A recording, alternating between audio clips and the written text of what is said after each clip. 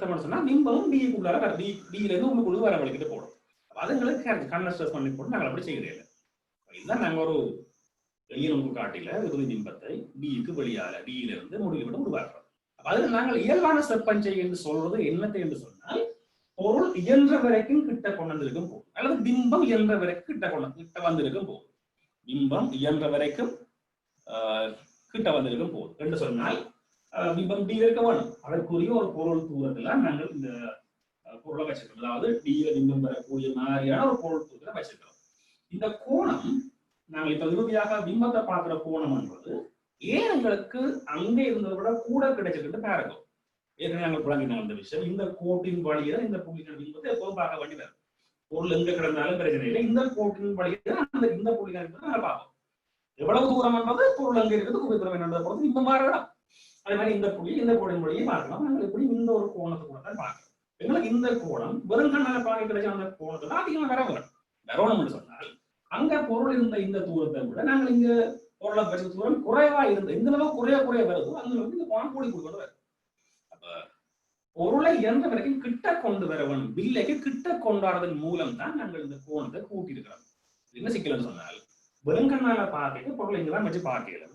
வில்லையில பார்க்க என்ன பண்றோம்னா, பொருளை கொண்டு கிட்ட வச்சுட்டு பிம்பத்தை பார்க்கிறோம். ஆனா அந்த பொருள் இருக்கிற அதே கோணத்தை கூடாக நல்ல பிம்பத்தை பார்க்கிறோம்ன்றதை நீங்க மனதில் வச்சு கொள்ளுவோம். இந்த பொருள் அந்த எங்களுக்கு என்ன தேவை, பொருளை கிட்ட கொண்டு வந்தாச்சு. அதான் இங்க நடந்திருக்கிற விஷயம். பொருளை கிட்ட கொண்டு வந்து பொருளை கூட்டிருக்கிறோம். இப்ப யோசிச்சு பாருங்க, நாங்கள் இந்த வில்லையில பண்ணக்கூடிய செப்பஞ்செயல்கள் எப்படியானு கேட்டால், தெளிவு பார்வை இழிவு தூரத்தில் பிம்பத்தை வர வைக்கலாம், இல்லது பிம்பத்தை பின்னுக்கு வெளுத்தி முடிவில் மட்டும் கொண்டு போகலாம். சரி, இப்ப இந்த நிலைமையில சொன்ன மாதிரி தெளிவு பார்வை இருக்குது. இனி நீங்க அட்ஜஸ்ட் பண்ணி கொண்டு போய் பிம்பத்தை முழுகி கொண்டு போறீங்கன்னு சொன்னால், இந்த பொருளை இதெல்லாம் பின்னருக்கு மட்டும் கொண்டு போவீங்க. அப்ப பிம்பம் தெளிவு பார்வையில இழிவு தூரத்தில் வரக்கூடிய ஒரு நிலைமையில இருந்து அடுத்ததாக நாங்கள் எவ்வரைக்கும் பொருளை நகர்த்தி கொண்டு போய் இந்த கோட்டின் வழியை பிம்பம் பின்னுக்கு மூடுவில வார மாதிரியும் பார்க்கலாம். அப்படி நாங்கள் பொருளை எஃப்ல வைக்க உங்களுக்கு கிடைக்கிற கோணம் இதுதான் அந்த கோணமா இருக்கும். இப்ப இந்த கோணத்தை கூட தான் நாங்கள் அந்த பிம்பத்தை பார்க்கிறோம். உள்ள கோணத்தை வைக்க நாங்கள் வீட்டா இந்த கோணத்தை கூட நாங்கள் காட்டின அந்த கோணத்தை கூட பார்த்தீங்க. அப்ப இந்த மாதிரியான ஒரு செப்பஞ்செய்கையை நாங்கள் செய்தாலும், பிம்பத்தை நாங்கள் தெளிவு பார்வை எழுதுவதை விழுத்தி பார்த்தாலும் சரி, பின்னுக்கு எங்க விழுத்தி பார்த்தாலும் சரி, ஏன் முடிவில் விழுத்தி பார்த்தாலும் சரி, எங்களுக்கு வெறுங்கண்ணால பார்க்க இருக்கிற கோணத்தை விட கிடைக்கிற அந்த கோணத்தை விட இந்த வில்லியை வச்சு பார்க்கும் போது கிடைக்கிற கோணம் எல்லா கோணமும் பெருசா இருந்தா தானே நல்லது. பிம்பத்தை முடிவில் விழுத்தி பார்க்கும் போது உங்களுக்கு கோணம் பெருசா இருக்கப்படும். ஒரு பேருக்கும் வில்லையை பொறுத்த வரைக்கும் எப்ப எங்களுக்கு குறைவான கோணம் கிடைக்கும்னா என்பது பொருட்கள் கொடுத்து அப்பதான் பொருள் போது அந்த கோணம் குறையும்.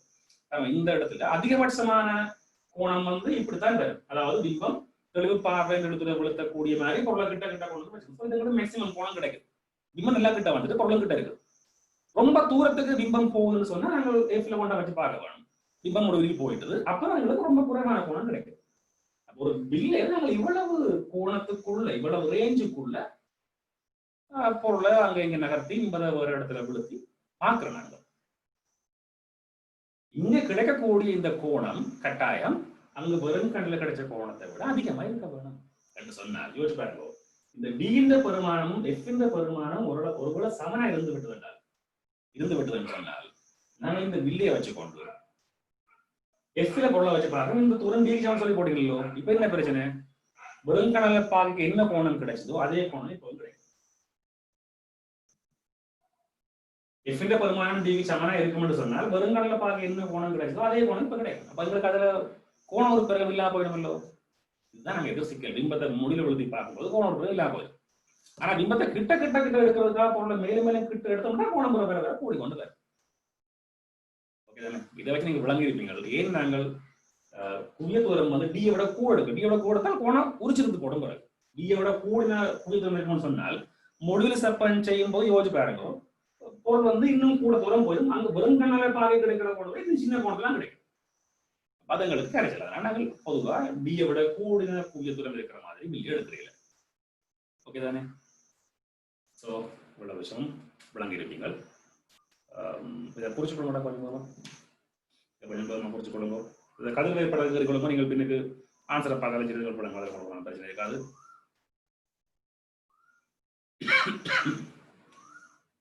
விரிவாக குறிச்சு கொள்ளுங்க.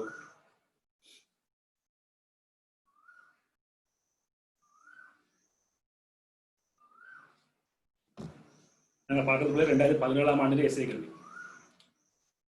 ஆப்டிக்கல் ஃபேஸ் எஸ்ஐ கல்வி பார்க்கணும். 2017ஆம் ஆண்டு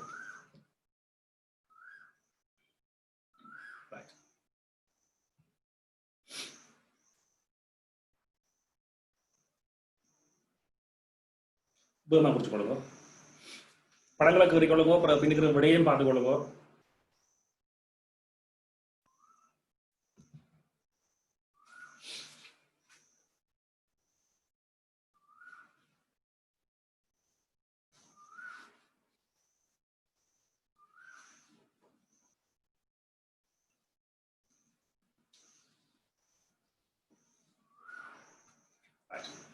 இரண்டாவது கேள்விக்கு வாரம்.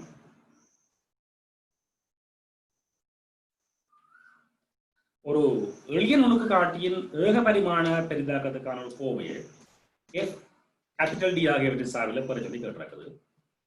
எளிய நுணுக்கு காட்டியினுடைய ஏகபரிமானது நாங்கள் இதில் கேட்டது ஏகபரிமாண பெரிதாக்கம் தான் கேட்டிருக்குது. நேர்கோட்டு பெருக்கத்தை பற்றி கேட்டிருக்குது. நாங்கள் வழமையாக நுணுக்கு காட்டிகள்ல கோண உருப்பெருக்கத்தை பற்றித்தான் நிறுவி பார்க்கிறோம். ஆனால் வில்லைகள் பற்றி படிக்கும் போது நேர்கோட்டு உருப்பெருக்கம் நிறுவி பார்க்கிறோம். நாங்கள் ஒரு வில்லையில அது என்ன மாதிரியான வில்லையாய் இருக்கட்டும், குவிவோ புளிவோ அதை பற்றி பிரச்சனை இல்லை. உள்ளுக்குள்ள என்ன கிடக்குன்னு எங்களுக்கு தெரிய வேண்டாம். உள்ளுக்குள்ள என்ன இருக்குதுன்னு சொல்லி எங்களுக்கு தெரிய வேண்டாம். இதுல ஒரு பொருள் இருக்கிற இடத்தை வச்சு கொள்ளும்போது இதுக்கான ஒரு மெய்பிம்பம் அங்கால எங்காலும் உருவாக்கப்பட்டிருந்தார். இப்படி ஒரு மெயின் இந்த புள்ளிலிருந்து வெளிக்கிட்ட போறாங்க கட்டாயம் என்ன செய்ய வேணும், இந்த ஆப்டிக்கல் சென்டருக்காக தான் போக வேணும், ஒளியல் மையத்துக்காக தான் போக வேணும். பின்னுக்கு தூரத்துல பிம்பம் உருவாக்கப்பட்டதே கிட்ட வந்தாலும் சரி இந்த கோட்டின் வழியாக இந்த புள்ளிக்கான பிம்பம் பெற வேணும். அதே போல இந்த புள்ளிக்கான பிம்பம் இந்த கோட்டின் வழியாக நாங்கள் பெற வேணும். இந்த சைஸ் என்ன h(o) சொல்லுவோம். பிம்பத்தின் சைஸ் என்ன என்பதை நாங்கள் hi இமேஜ் என்றதால hi என்று சொல்லிக் கொள்வோம். அப்ப கவனிச்சு கொடுப்போம். இங்க இந்த பொருள் தூரத்தை நாங்கள் u என்றும் பிம்ப தூரத்தை b என்று சொல்லிக் கொண்டார். நேர்கோட்டு பெருக்கம் என்றது என்ன, இவற்ற சைஸ் என்ன, அவற்ற சைஸ் என்ன என்ற அந்த விகிதம் கட்டாயம். இந்த மாதிரி ஒரு முக்கோணம் ஒன்றை எங்க எந்த தூரத்தை பொருளை வச்சு எந்த தூரத்துல பிம்பம் வந்தாலும் இப்படி ஒரு முக்கோணத்தையும் அதே போல அங்கால வர முக்கோணத்தையும் பார்க்கலாம் நாங்கள். ஆக hi/ho என்ற விகிதம் v/u என்ற விகிதமும் சமனாக இருக்கும். ஏன்னா இந்த கோணங்கள் ஒரே மாதிரி மாறுதால அப்படி வரும். இது ஒரு சிக்கலும் கிடையாது. நேர்கோட்டு உருப்பெருக்கம் என்றது கட்டாயம் v/u என்று சொல்லி வரும் என்றது உங்களுக்கு ஒரு மனக்குழப்பம் இருக்கக்கூடாது. இந்த விகிதமும் நேர்கோட்டு உருப்பெருக்கம் சமனா வரும். கணக்குகள் செய்து பார்த்துக் கொள்ளும். அடுத்த விஷயம், மாய பிம்பம் வந்திருந்தாலும் யோசிச்சு பாருங்க. மாயமா பெரும்பாலும் பின்னுக்கு வரும் அல்லது முன்னுக்கு வரும். அதுவும் இந்த கோட்டின் வழியே தான் இந்த புள்ளியை பார்க்க வேண்டி வரும். மேம்பாலும் நோக்கி காட்டினா பல விட்டுருங்கோ. கீழ் கண்ண படத்தை டக்குன்னு கோப்பில புரியும் கூட நம்ம மற்ற விளங்கப்படுத்துறது கிடையாது. கொஞ்சம் பேருமா செய்யுங்கோ. முதல் கீழ் அந்த மெயின் மாறல கீழ் கணக்குமா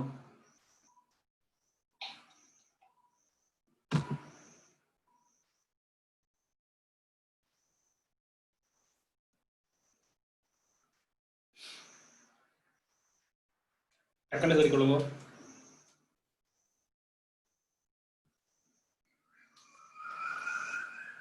கீழே படத்தை கீறி இந்த லீனியர் மேக்னிஃபிகேஷன் ஃபார்முலா எப்படித்தான் வந்தது எழுதி கொள்ளுங்க. கோப்பில் குறிச்சு கொள்ளுங்க. அடுத்தது கவனிங்க. இது மெயின் பதில் எழுதி போட்டிருக்காங்க. அதே போல அடுத்த விஷயம் கவனிச்சு கொள்ளுங்க. மாயபிம்பம் வந்திருந்தாரு. மாயபிம்பம் வரண்டா ஒன்றில் அது கதில் இப்படி வரும்னா நாங்கள் இந்த புள்ளி இந்த கோட்டின் படி தான் பார்ப்போம்.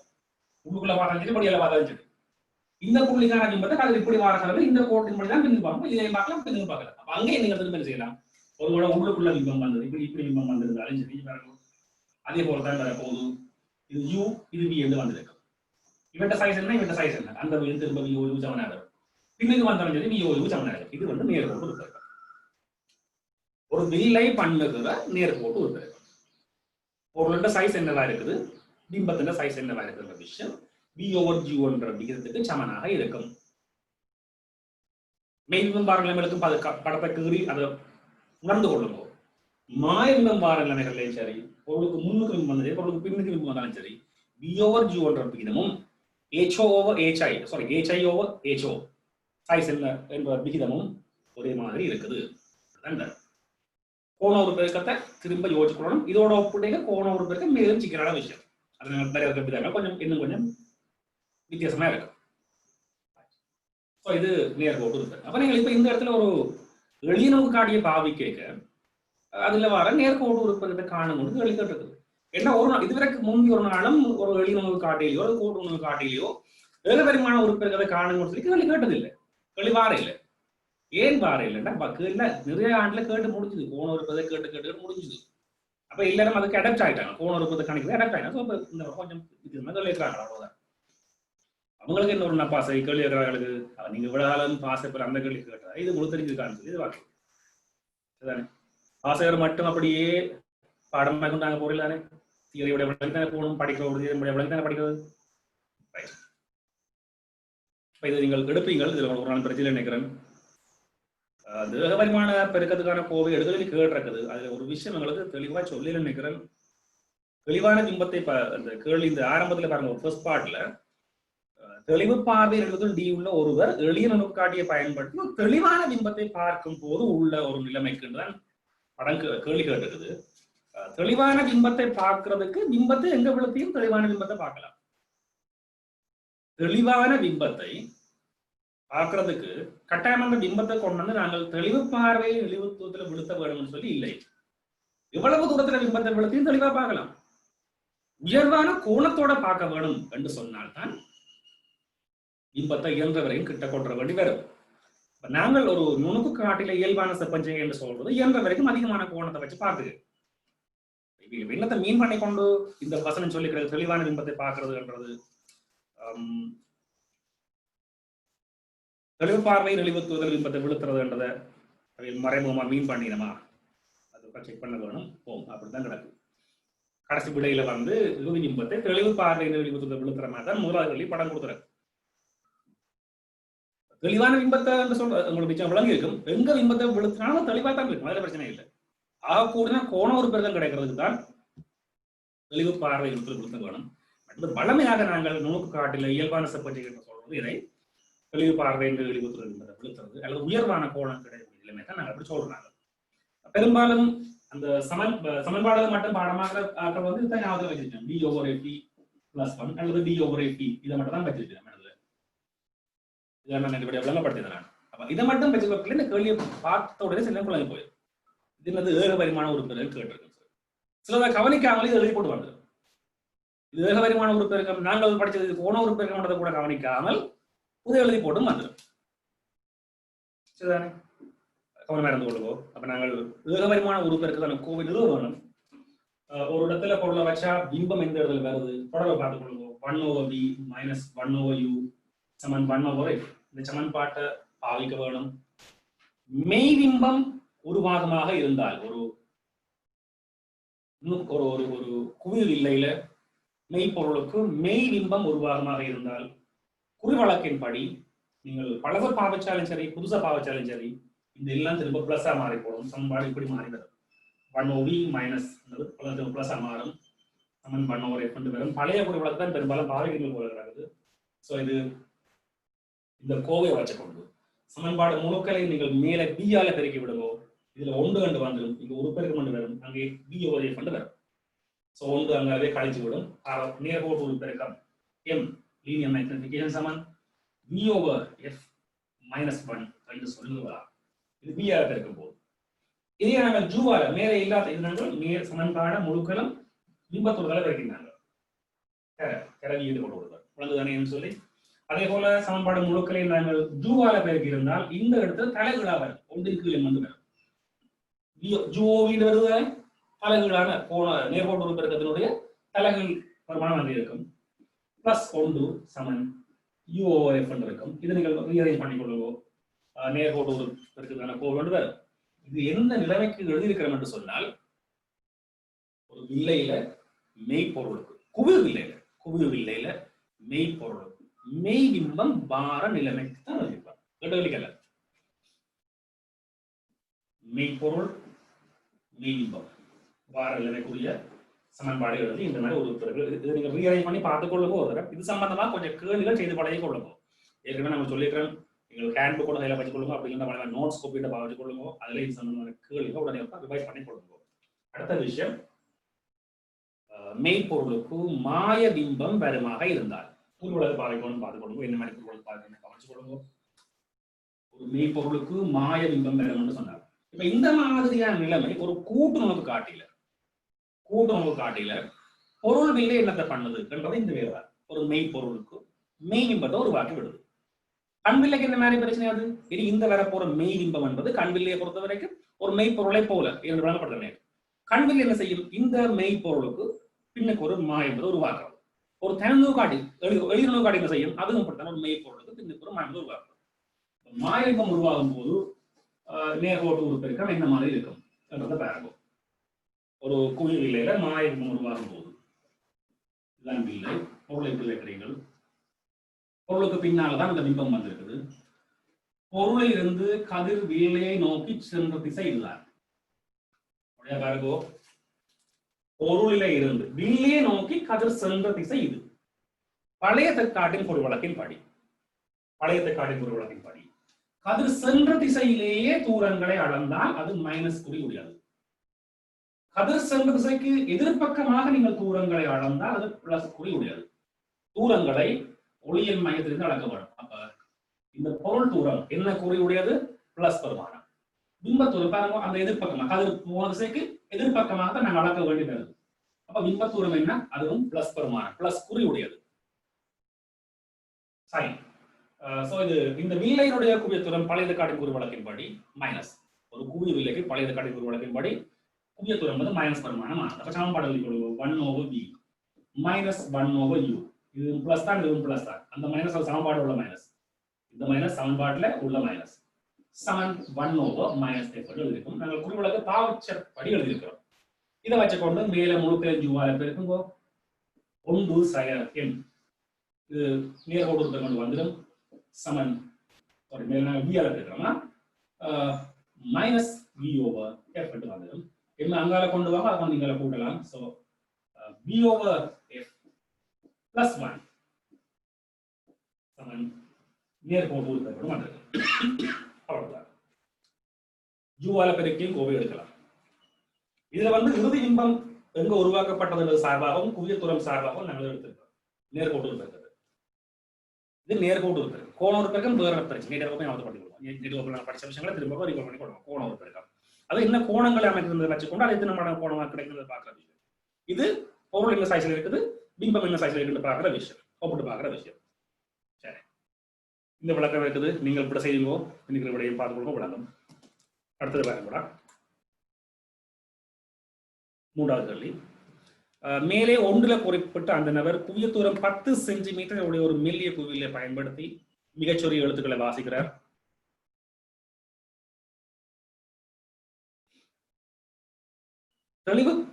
தெளிவான பிம்பத்தை பார்க்கிறதுக்காக வில்லையிலிருந்து எழுத்துக்கு உள்ள தூரம் ஜாதாக இருக்க வேணும்னு சொல்லி கேள்வி கேட்டிருக்குது. இந்த நுணுக்காடின் வேக வருமான பெரிதாக்கத்தை பிரச்சனை இல்லை கிடக்கு.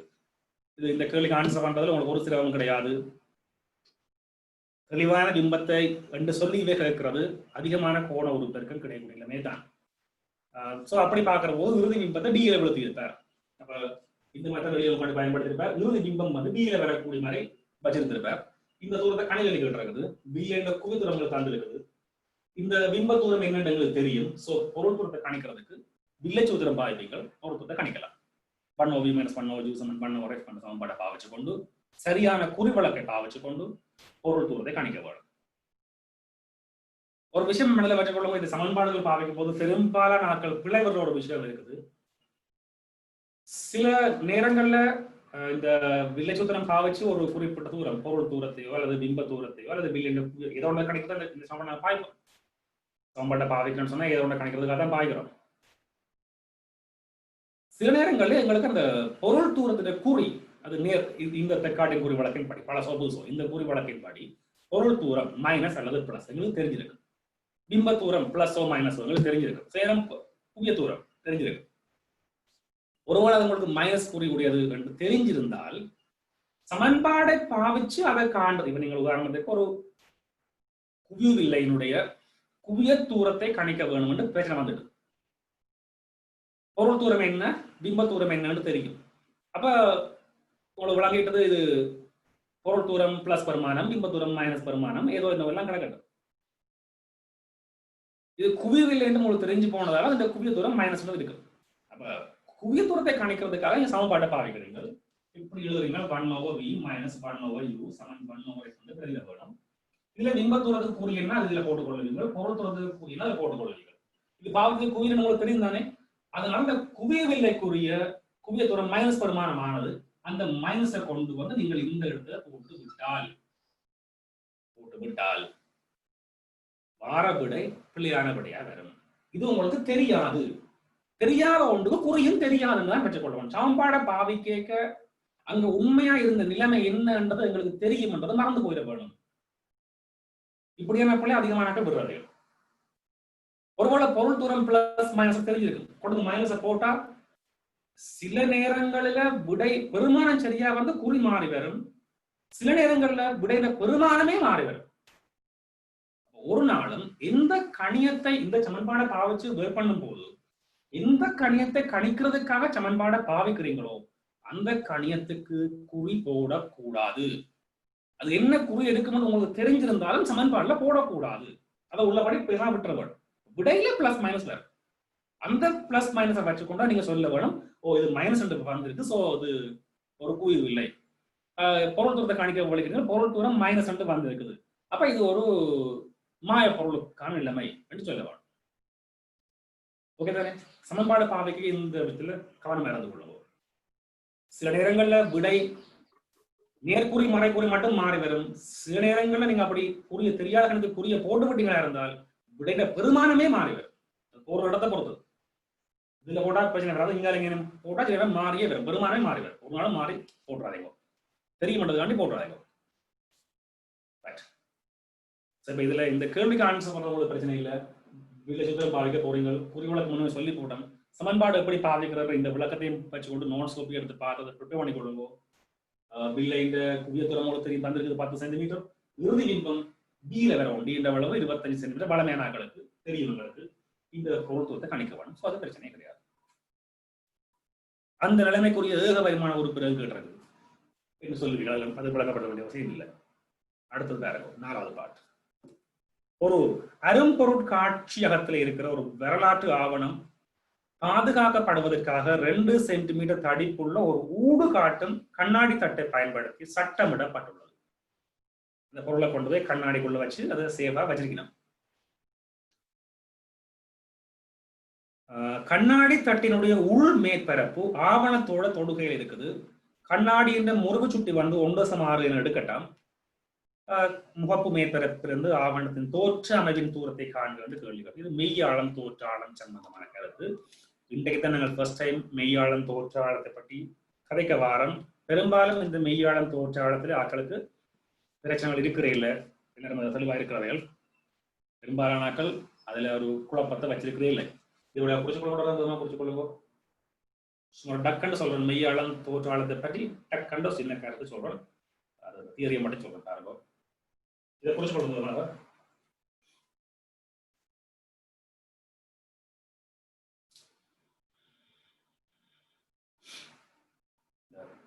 பிசிக்ஸ் தியரி எங்களுக்கு கொஞ்சம் மட்டு எழுந்து ஃபீல் பண்றாக்கள், அல்லது உங்களோட மார்க்ஸ் 50, 60 அந்த ரேஞ்சில் வந்து கொண்டு இருக்குது, அதுக்கு மேல வார இல்லை என்று சொன்னால் நீங்கள் இந்த கிளாஸையும் எம்சிக்யூ கிளாஸையும் தவற விடாமல் பயன்படுத்தலாம். அதை சரியா ஃபாலோ பண்ணி கொண்டு வாங்க. 50, 60க்கு உள்ளேன்னா கட்டாயம் நீங்க 2 கிளாஸையும் பயன்படுத்தலாம்.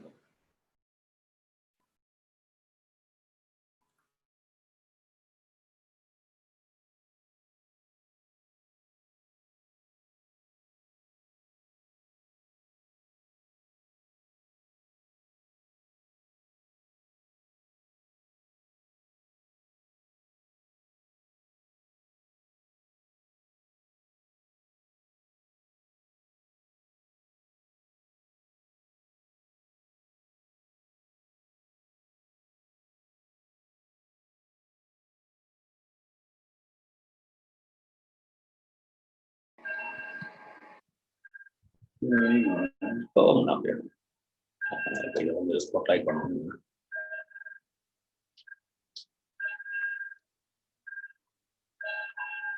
கொஞ்சம் என்ன ஸ்பாட்லைட் பண்ணுவோம். சரி சரி. ஸ்டோரிக்குள்ள அந்த லேப்டாப் சார்ஜ் முடிஞ்சு ஆஃப் ஆகிடுது. ஒரு 2 minutes இருக்கும். நாங்கள் டக்குனு செட்டப் பண்ணி கொள்றோமா? அதில் இதை கவனிச்சு கொண்டாலும் ஓகே. இதை கவனிக்கிறீங்களா? எல்லாம் ஓகே ஆகாது. இந்த வீடியோ கவனிக்கிறீங்களா? மெட்ட வீடியோ கவனிக்கிறீங்களா? மெட்ட பாட்டு செஞ்சுக்கால வருது.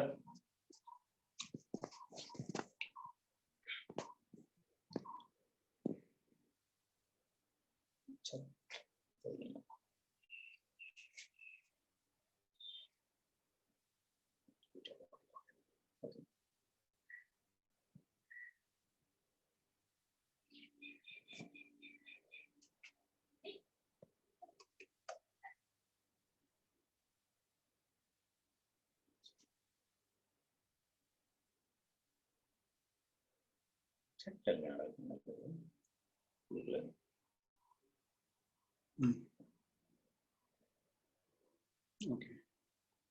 Right. Okay. Right. Okay. Right. Okay. Okay. Okay.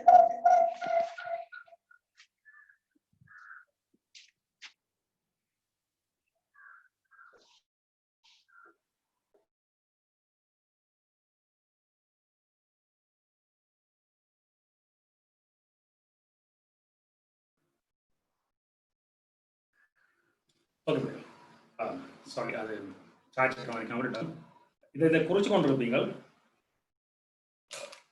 சொல்லிக் கொண்ட விஷயம் வந்து மெய்யாளம் தோற்றாளம் சம்பந்தமான தியரி ஒரு சொல்றேன் பார்க்கலாம். தியரியை மட்டும்தான் சொல்லணும். அது அப்ளிகேஷன்ஸ் எல்லாம் சொல்லல. அது சம்பந்தமான ப்ராப்ளம்ஸ் எல்லாம் ஒர்க் பண்ணி நீங்க பழக வேணும். அதை நான் முழுக்கலே செய்து காட்டேன். அது தியரியை மட்டும் சொல்றேன். இங்க இந்த கிளாஸ்ல நான் சொல்ற தியரின்றது பிள்ளை அந்த ஒரு பேக் போன் ரொம்ப அத்தியாவசியமா அந்த பாடம் சம்பந்தமா நீங்க தெரிஞ்சு வச்சுக்க வேண்டிய ஒரு பேக் போன். நீங்க அதை வச்சுக்கொண்டு நோட்ஸ் காப்பியை வச்சு உங்களோட ஃபுல்லாக்கி கொள்ள இயலும். இதை மட்டும் படிச்சு ஒரு டாப் லெவலுக்கு போக இயலாது. இது அத்தியாவசியமான இது மட்டும் தான் சொல்றது. ஓகே, மெய்யாளம் தோற்றாளம் சம்பந்தமா இதுல ஒரு சிக்கலும் கிடையாது. ஒரு உதாரணத்துக்கு நாங்கள் அதை விளக்கப்படுத்துற உதாரணத்துக்காக ஒரு திரவத்துக்குள்ள ஒரு புள்ளியை கருதி கொள்ளுவோம். இந்த ஒரு புள்ளி இது நீங்க இப்படி மேல இருந்து பாக்குறீங்கன்னு வச்சுக்கொள்வோம். ஒரு அவதானி இப்படி இருந்து பார்க்கிறேன், இந்த புள்ளியை பார்க்கிறேன். இந்த புள்ளியிலிருந்து ஒரு ஒளிக்கிட்டு போற கதிர்கள் நிறைய கதிர்கள் ஒளிக்கிட்டு போகும். இப்படி இப்படி நிறைய கதிர்கள் ஒளிக்கிட்டு பிரிஞ்சு போய் அங்கால இதுல முறிவடைஞ்சு அங்கால வர போகும். இந்த கதிர்கள் போய் இந்த மேற்பரப்புல பாட்டு இப்படி முறிவடைஞ்சு அங்கால வாரதால மேல இருந்து பார்க்கிற அளவுக்கு இந்த புள்ளி இந்த இடத்துல தெரியும், கொஞ்சம் மேல வந்து தெரியும். இதுல எவ்வளவு தூரம் மேல வந்து தெரிய போறார்,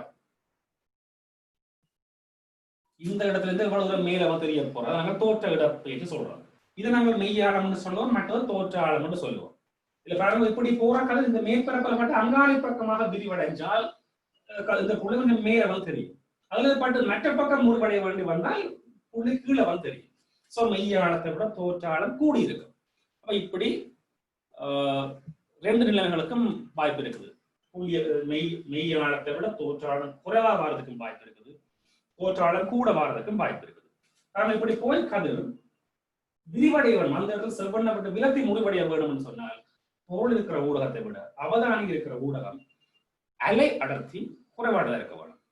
மாறி இந்த படுகோணத்தை விட முறிகோணம் குறைவாக இருக்க வேணும் என்று சொன்னால் அந்த ஊடகம் அடர்ந்த ஊடகமா இருக்கணும், அலை அடர்ந்த ஊடகமா இருக்கணும், இது அலைகளான ஊடகமா இருக்க வேணும். இதுல எவ்வளவுதான் பிரச்சனை.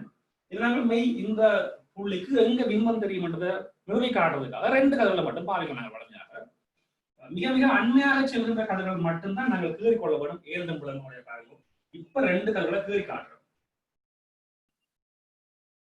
இது ஒரு கதிர் இப்படியே இந்த மேற்பரப்புக்கு செங்குத்தாக போன கதிர் நாங்கள் எடுத்துக்கிறோம். இந்த அம்புக்குறிகள் போடும்போது மேற்பரப்புக்கு சந்திக்க முன்ன ஒரு அம்புக்குறி கட்டாயம் போட்டுக்கொள்ள வேணும். மேற்பரப்புக்கு கொடியால வந்த கூட கட்டாயங்கள் அம்புக்குறி போட்டு காட்ட வேணும். ரெண்டு அம்புக்குறி இருக்க வேணும் கதிர்ல.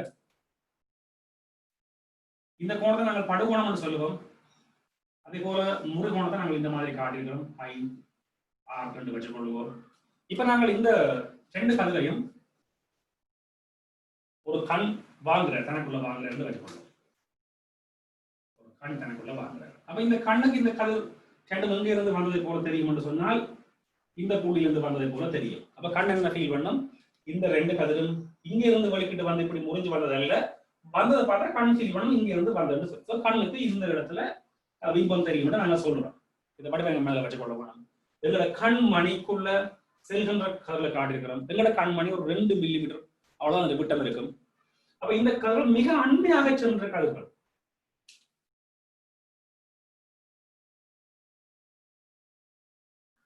நாங்கள் கீறி இருக்கிற 2 கதிர்களும் மிக அண்மையாக சென்ற கதிர்களா இருக்கும். அப்படி மிக அண்மையாக சென்ற கதிர்கள் சொன்னால் இந்த தூரம் இதோட ஒப்பிடும்போது ரொம்ப சின்னதாக இருக்கும். ஓகே தானே? தூரம் மிக சின்ன. அப்ப இந்த இடத்துல நாங்கள் இந்த தூரத்தை வந்து மெய் ஆழம்னு சொல்லுவோம், H4 சொல்லுவோம். அதே போல இந்த உயரத்தை வந்து HI என்று சொல்லுவோம். இந்த இந்த தூரம் ரொம்ப சின்ன என்ற படியால அல்லது இந்த இந்த கோணம் இது சின்னன்னு சொன்னா இந்த கோணங்களும் ரொம்ப சின்னதா இருக்கும். இந்த நீளத்தோட ஒப்படைக்க இந்த நீளம் சின்னன்னு சொன்னால் இந்த கோணங்களும் ரொம்ப சின்ன கோணங்களா இருக்கும். அப்ப சின்ன கோணங்களா இருக்கிற போது தீட்டா சமன் சைன் தீட்டா என்று சொல்லியும் சைன் தீட்டா சமன் tan தீட்டா என்று சொல்லியும் எழுதும். ரேடியன்களை பெற்றுக்கொண்டால் இது சமன் இதுக்கு சொல்லலாம். ரேடியன்ல இருக்கோ இல்லையோ சைன் தீட்டா சமன் tan சொல்லலாம் சின்ன கோணங்களுக்கு. அப்ப அந்த நிலைமையில நாங்கள் இங்க சின்ன விதியை பாவிக்க வேணும். sin i over sin r என்ற பெருமானத்தை எடுக்க வேணும். sin i over sin r க்கு பதிலாக tan i over tan r எடுக்கலாம். அப்ப tan i over tan r நீங்க பண்ணிக்க திரும்ப இந்த உயரங்கள் வந்து இந்த தூரத்தை வச்சு அதை நிறுவுவீங்கள். அப்படி நிறுவி கொண்டு போனா கடைசி அவங்களுக்கு கிடைக்கும் மெய் ஆழத்துக்கும் தோற்ற ஆழத்துக்குமான விகிதம் என்பதும் முழு சுட்டு விகிதங்களும் ஒரே மாதிரி பெறும் என்ற விஷயம் கிடைக்கும். இதை நீங்க மறக்காம போய் வீட்டில் நோட்ஸ் எடுத்து பார்த்துக் கொள்ளணும். அடுத்தது இன்னொரு முக்கியமான விஷயம், இந்த கதிர்களோட வெளிப்படத்தையும் பாருங்க, மாறி பொருள் இருக்கிறது ஐதான ஊடகத்திலையும் அவதானி இருக்கிறது அடர்ந்த ஊடகத்திலையும் என்ற மாறி இருக்கிற கதிர் வெளிப்படத்தை பார்த்து அந்த நிறுவலை சரியாக விளங்கிக் கொள்ளுங்க. அடுத்தது இப்ப காமிச்சு கொள்ளுங்க. இங்க இந்த 2 கதிரை நாங்கள் கீறி காட்டுறோம். 2 கதிரும் மிக அண்மையாக சென்ற கதிரை இருக்க வேணும் ஏன்னு சொன்ன நாங்கள் அது உங்களுக்கு விளங்கி இருந்தது. இதுக்குள்ள பரலட்சம் கதிர்கள் இப்படி போகும். அந்த கதிரெல்லாம் உங்களை கண் வாங்கும். 2 கதிர்களை கீறிக்கொண்டு இந்த இடத்துலதான் பிம்பம் வந்தேன்னு சொல்றோம். மற்ற கதிர்களும் இந்த இடத்துல உருவாக்குற மாதிரி தான் முறிவடையும் என்ற முடிவுக்கு வரையும். ஓகே தானே?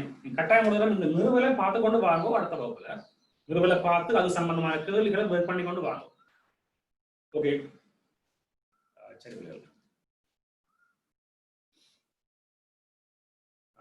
இந்த டிஸ்கஷனை நாங்கள் இதோட இன்னைக்கு நிப்பாடி கொள்வோம். 20th ஆக்கள் லீவ் பண்ண கூட 21st ஆக்கள் விருப்பமாட்டா இருங்கோ. திங்கக்கிழமை வந்து நாங்கள் வார திங்கக்கிழமை உங்களுக்கு முன் பாடங்கள்லாம் செய்ய வேணும். வார திங்கக்கிழமை நாங்கள் புதுசாக ஒரு தியரியும் ஆரம்பிக்க வேண்டாம். நாங்கள் ஏற்கனவே ஒரு கால் கிளாஸ் தொடங்கின டைம்ல வந்து ஒரு ஸ்ட்ரக்சர்களை செய்து பின்னுக்கு ஒரு பாட் செய்யாமல் கிடந்தது. நேற்று ஒரு மெக்கானிக்ஸ் எஸ்ஏல பின்னுக்கு 2 பாட்டு விட்டு வாங்க. நாங்கள் இன்றைக்கு இந்த எஸ்ஏல பின்னுக்கு கொஞ்சம் பாட்டை விட்டுருக்கிறோம். இந்த விஷயங்களுக்காக நாங்கள் செய்து முடிச்சு கொள்வோம். இந்த கேள்விகளோட ஃபைனலைஸ் பண்ணி நாங்கள் இவ்வளவு பார்த்துட்டோம் முடிச்சு கொள்வோம். பெரும்பாலும் வார்த்தைகளோ புது தியரியை ஆரம்பிக்க மாட்டோம். ஏற்கனவே படித்த விஷயங்களை கம்ப்ளீட் பண்ணி விட்டு போகிற மாதிரி இருக்கும். ஓகே தானே? ரைட். அப்போ 20th ஆக்கள் இது லீவ் பண்ண கூட 21st ஆக்கள் விருப்பம்டா இருக்கும்.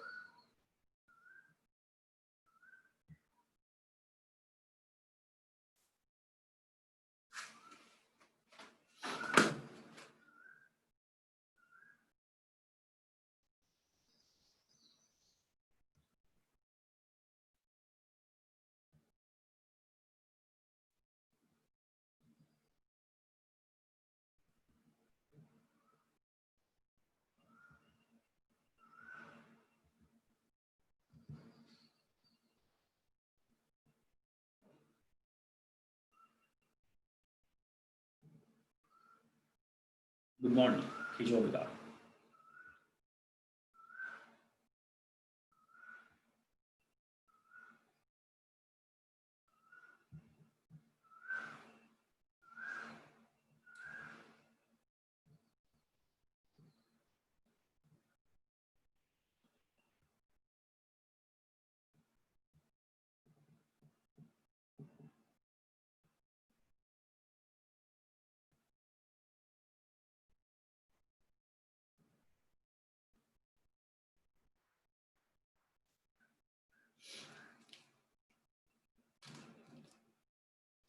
Good morning, Pushmita. Good morning, Mayur. Good morning, sir.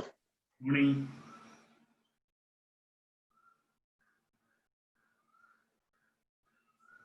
Good morning, sir. Morning.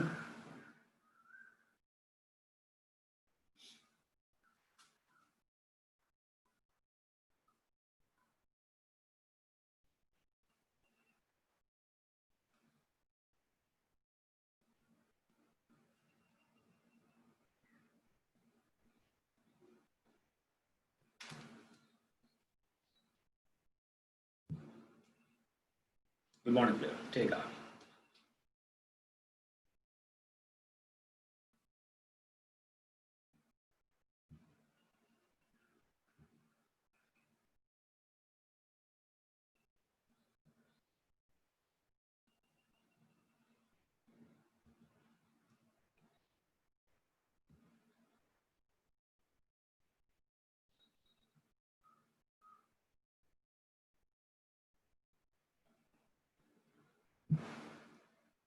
The இன்று இரவு வகுப்பில் என்ற பெயரோட இருக்கிற பார்ட்டிசிபென்ட் ஒரு காலோட மைக்ரோஃபோனை ஓன் பண்ணுங்க.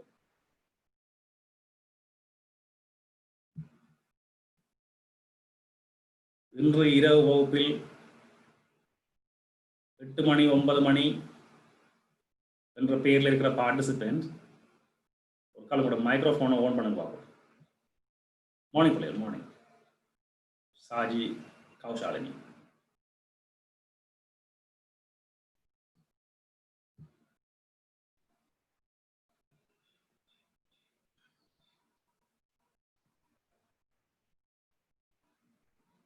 Right.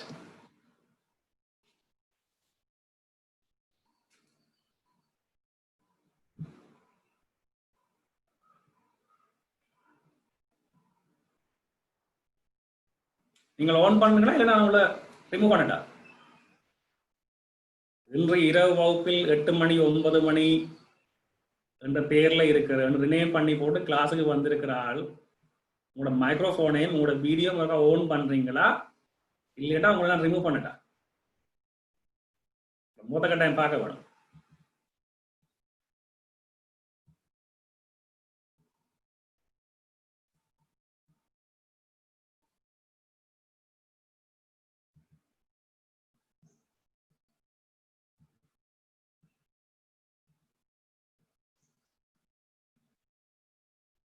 ஓகே, சரி, கவனிச்சு கொள்ளுங்க. நாங்கள் லெசன் ஸ்டார்ட் பண்ணுவோம்.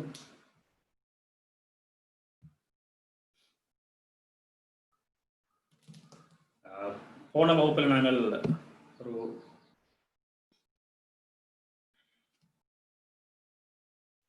புஷ் சைக்கிள் ஒன்றில் என்ன மாதிரி விசைகள் தொழிற்படுது, ஒரு புஷ் சைக்கிள் நாங்கள் ஓடிக்கொண்டு போக அந்த புஷ் சைக்கிள் நின்று சுழற்சி சமநிலையில ஓடிக்கொண்டு போகுது. அது சுழற்சி அடைஞ்சு முன்னுக்கு அப்படி சோமசோல்ட்டா இயங்காமல் அல்லது சில்ல தூக்கி கொண்டு அந்த சில்ல தூக்கி கொண்டு இயங்குறதெல்லாம் சுழற்சி சமநிலை இல்லாத நிலைமை. அது நீங்க விளைய கொண்டு போகணும். மோட்டார் பைக்கில் டக்குன்னு ரேஸ் பண்ணி விட்டீங்கன்னா அப்படி முடிஞ்சு தூக்கி கொண்டு ஓடலாம். இதெல்லாம் அந்த சுழற்சி சமநிலையை குழப்பித்தான் நாங்கள் செய்யறவே இல்லை. இது என்னென்ன சுழற்சி சமநிலையை குழப்பறோம்னு சொல்லி நீங்க யோசிச்சு பார்க்கல. அதே போல நாங்கள் டக்குன்னு பிரேக் பண்ணா அப்படி முன்னுக்கு போவோம், அப்படி பிஞ்சில் தூக்கி பார்ப்போம். இந்த மாதிரி எல்லாம் செய்யறது. இது இந்த பைக் ரேசர்ஸ் அந்த மாதிரியான விளையாட்டுகளில் ஈடுபடுறது ஒரு விருப்பம். பைக் ரேஸ் பண்ற ஆட்களுக்கு அந்த மாதிரி விஷயங்கள்ல ஒரு விருப்பம் இருக்கிறது. ஸோ அதை பற்றி யோசிக்கிறதுக்கான ஒரு ஃபவுண்டேஷன் தான் போன வகுப்பில் நான் கொடுத்துருக்கிறேன். அது ஒரு புஷ் சைக்கிள் இருக்கிற விஷயங்களை சொல்லி இருக்கிறேன். நீங்க அதை வச்சுக்கொண்டு மிச்சம் எல்லா விஷயங்களையும் யோசிக்க இயலுமாக இருக்கும். அந்த புஷ் சைக்கிள் இருக்கிற விஷயங்களை ஒர்க் பண்ணினார்கள். ஒரு அதில் சம்பந்தமான ஆன்சர்ஸ் சொல்லுங்க. 2 மருதாக்கள் R1 R2 கேட்டது நான்.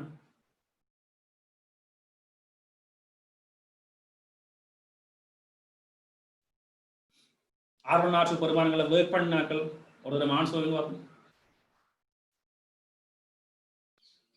மைக்ரோஃபோன் ஆன் பண்ணி சொல்லலாம் அல்லது மெசேஜ் பண்ணலாம்.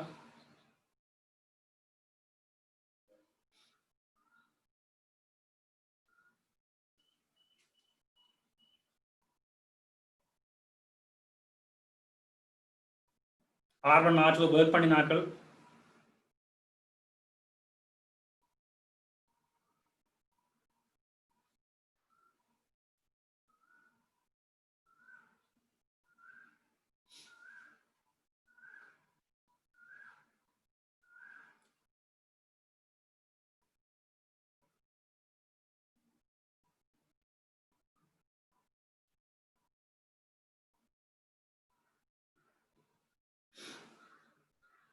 ஒரு 5 minutes டைம் நாங்கள் வெயிட் பண்ணலாம். நீங்கள் அதுக்குள்ள சொன்னால் ஓகே.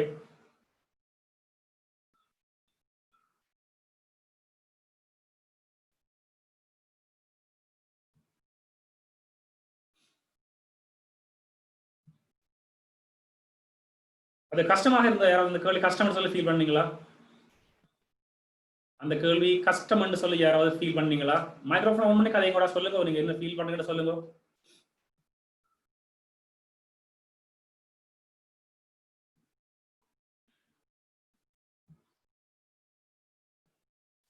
அந்த கேள்வி கஷ்டமான கேள்வி நீங்க ஃபீல் பண்ணீங்களா? அந்த பிரச்சனையை இன்வெஸ்டிகேட் பண்றது உங்களுக்கு கஷ்டமா இருக்கா?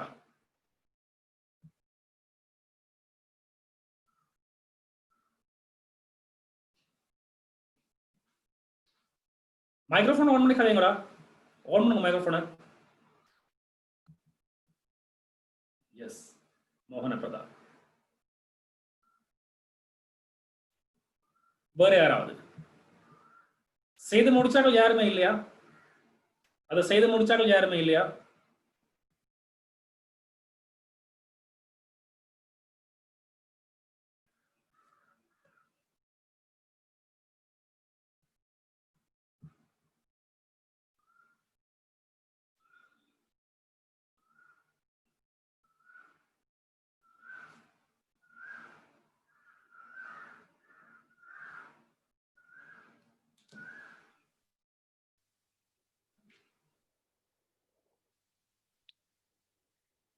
மைக்ரோஃபோன் ஆன் பண்ணி கதையுங்கோ.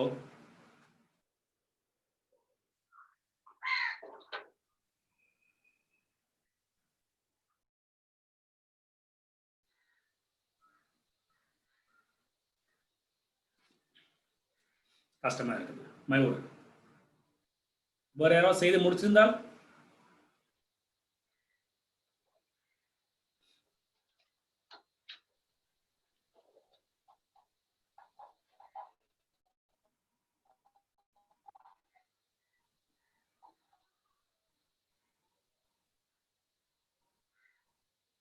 சரி, பிரச்சனை இல்லை.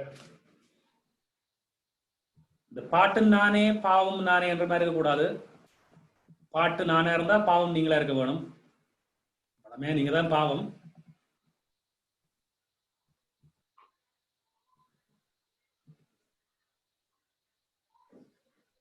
கேள்வியும் நானே சொல்லி விடையும் நானே சொல்ற மாதிரி இருக்கக்கூடாது.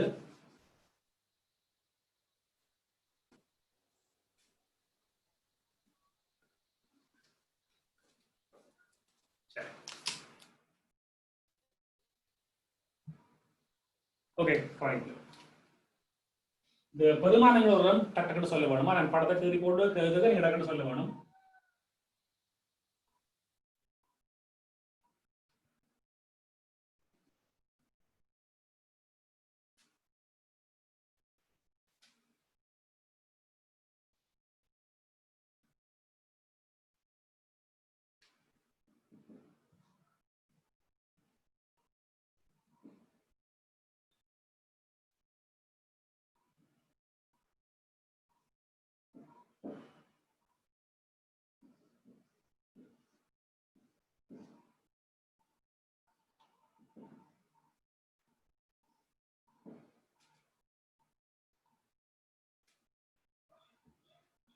கொஞ்சம் வேகமா சொல்ல கூட. இந்த ரெண்டு சில்லுகளுக்கு இடைப்பட்ட இந்த இடைவெளி எவ்வளவு தந்தது?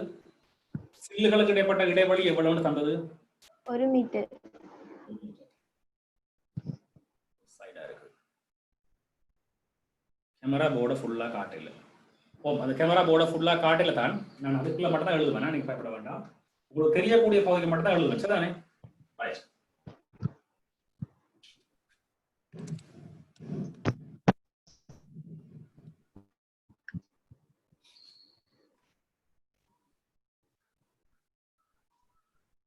அடுத்தது இந்த மனிதன் சைக்கிள் சேர்ந்த இந்த தொகுதியினுடைய திணிவு மையம் எவ்வளவு உயரத்துல இருக்குதுன்னு சொல்லுங்க. பின்சில இருந்து எவ்வளவு தூரத்துல இருக்குதுன்னு ரெண்டையும் சொல்லுங்க. எவ்வளவு உயரம்? 0.2 சென்டிமீட்டர். 0.2 மீட்டர். 0.2 மீட்டர்.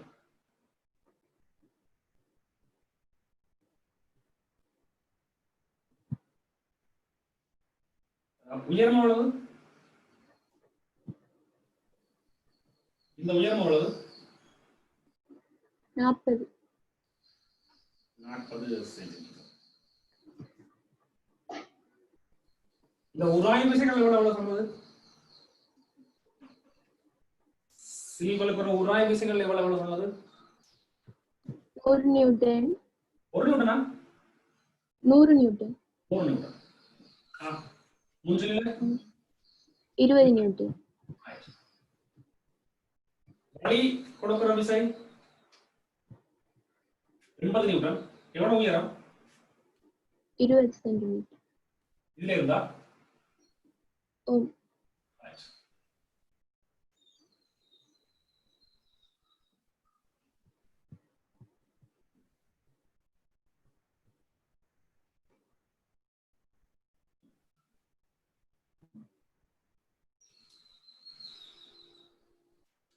எவ்வளவு காணும் இல்ல இன்னொரு விஷயம் கிடக்குது. அது எவ்வளவு இந்த இந்த புள்ளிக்கு நேரையா தொலைப்படுதா அல்லது அங்கால எங்கால தொலைப்படுதா?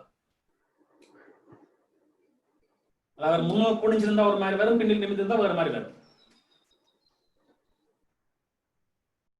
சொல்லுமா என்ன மாதிரி? பின்னோக்கி திசையில. இது பின்னாலயா?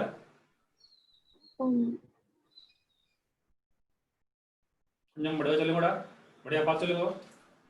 மறுச்சொன்ன எல்லா குழம்பிடும். இந்த புவியீர்ப்பு மையம் இருக்கிற இந்த கோட்டுக்கு அங்காலையா இங்காலையா இருக்கு சொல்லப்படுற இடம்? அது இங்கால பின்னுக்கு. ரைட்.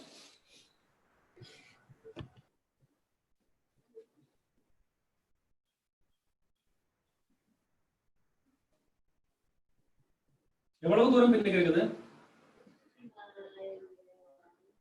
எவ்வளவு தூரம்? எவ்வளவு? 0.1. 0.1. Okay right. 0.1 மீட்டர். சரி.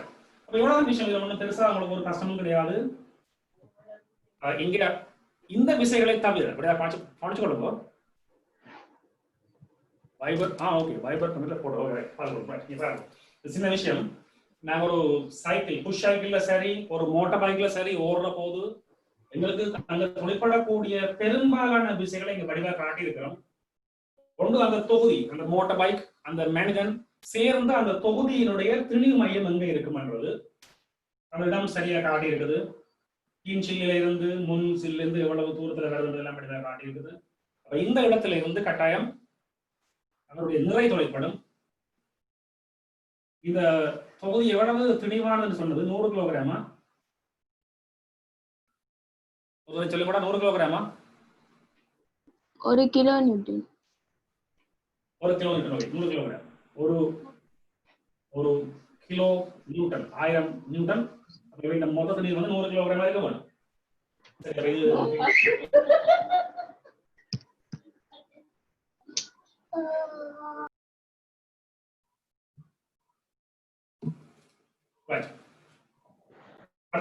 இங்க தொலைப்படுகிற செவ்வன் மரதாக்கங்கள் என்ன பெருமானமானது என்று சொல்லி தெரியாது. அதை காண வேண்டும் படிக்கிட்டாங்க.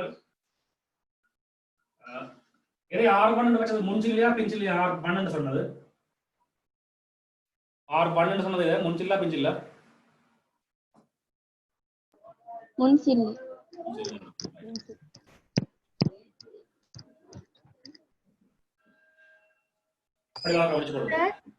சார் 80 நியூட்டன் வந்து மெட்ட பக்கம் தான் 0.1 மீட்டர் தூரத்துல இருந்து. எனக்கு அப்படித்தான் ஒரு ஃபீல் இருந்தது. நீங்க எல்லாம் ஒரு மாறி சொல்லி போட்டீங்க.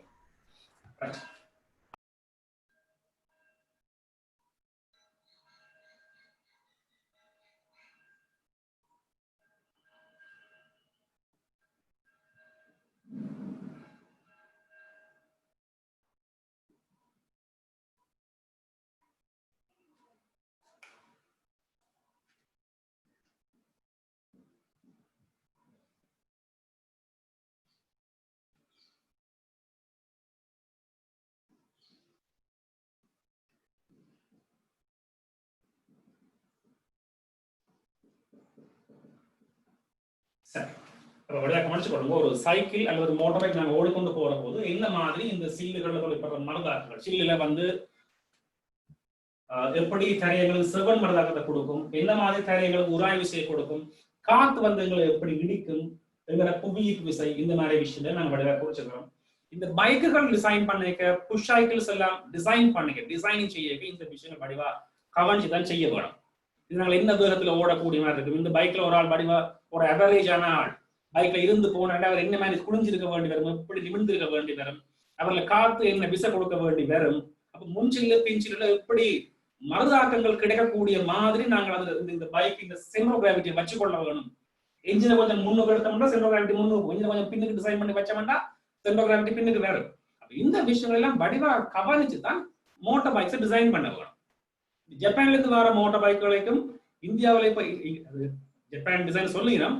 இங்க நாங்க லோக்கலா வாங்கி ஓடுற மோட்டார் பைக்குகளுக்கு இருக்கிற முக்கியமான வித்தியாசம் அதுதான்.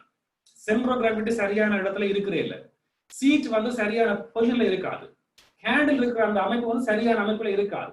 அது கண்ட மாதிரி எல்லாம் வச்சு விட்டால் அது பெரும்பாலும் ஆக்சிடென்ட் ஆகும். எங்களுக்கு பெயினை இந்த பேக் போன்ல வந்து பெயினை கொண்டு வந்து விட்டுரும். இந்த மாதிரி பிரச்சனை எல்லாம் பாருது இந்த டிசைன்ஸ் சரியா பண்ணாம இருக்கிறதால. இது ஒரு முக்கியமா கவனிக்க வேண்டிய ஒரு விஷயம்.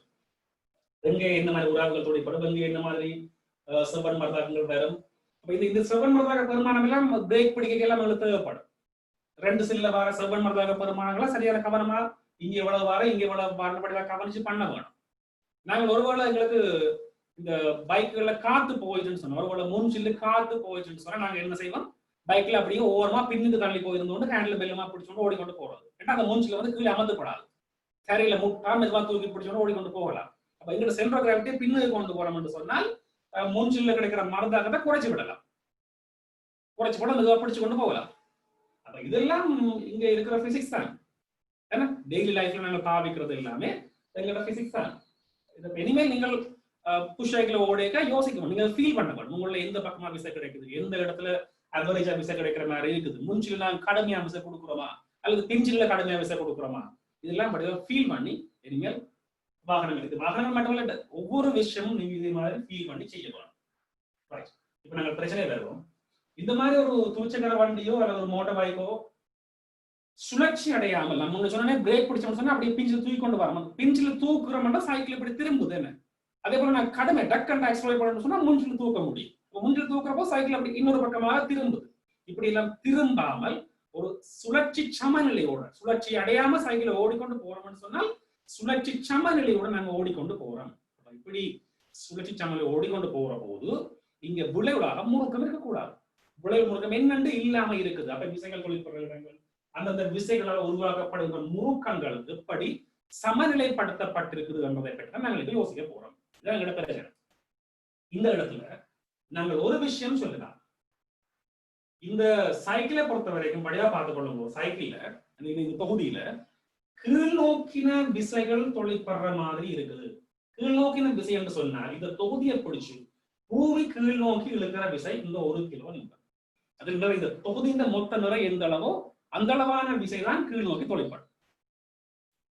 அதே போல இந்த தொகுதிக்கு மேல் நோக்கி கிடைக்கிற விசை என்று சொன்னால் நிலைக்குத்தான திசையில மேல் நோக்கி கிடைக்கிற விசை என்று சொன்னால் இந்த R1 R2 பெருமானம் மட்டும்தான், R1 R2 மட்டும்தான்.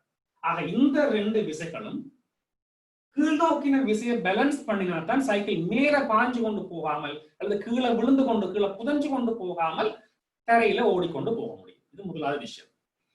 நிலைக்குத்தான திசையில் இருக்கிற விசைகள் சமப்படுத்தப்பட்டிருக்க வேணும். அது நிலைக்குத்தான் மேல மேல மேல பாஞ்சு ஓடுறதுல தானே அல்லது கீழே கீழே கீழே புதஞ்சு கொண்டு ஓடுறதுல தானே. ஆக நிலைக்குத்தான திசைகள் சமப்படுத்தப்பட்டிருக்க வேணும். அதே போல இது நீங்கள் இப்ப சொல்ல போற விஷயம் இனித்தான் படிக்க போறீங்க.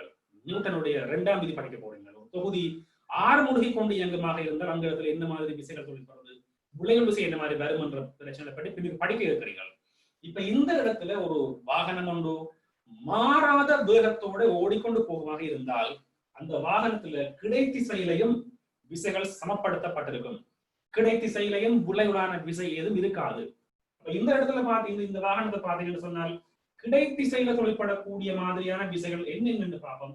ஒன்று இந்த பின்சில்லில் கிடைக்கிற முன்னோக்கின உராய்வு, முன்சில்ல கிடைக்கிற பின்னோக்கின உராய்வு, இது கிடைத்திசையில் இருக்குது. இது தவிர அங்க இருக்கிற வழி இந்த வாகனத்தை சேர்த்து மனிதன் எல்லாம் தொகுதியை பின்னோக்கி தள்ளி கொண்டு கொடுக்குற இந்த 80 நிமிடம் விசை காட்டியிருக்கிறோம். இது வந்து ஒரு உதாரணத்துக்காக போடுதல உண்மை பெருமானங்கள் சும்மா கருதாக போடுறது. இந்த மாதிரி விசைகள் இருக்குது. விசைகள் என்னென்ன தொழிற்படுது, விசைகள் சமநிலைப்படுத்தப்பட்டிருக்க வேண்டும் ஒரு பிரச்சனை.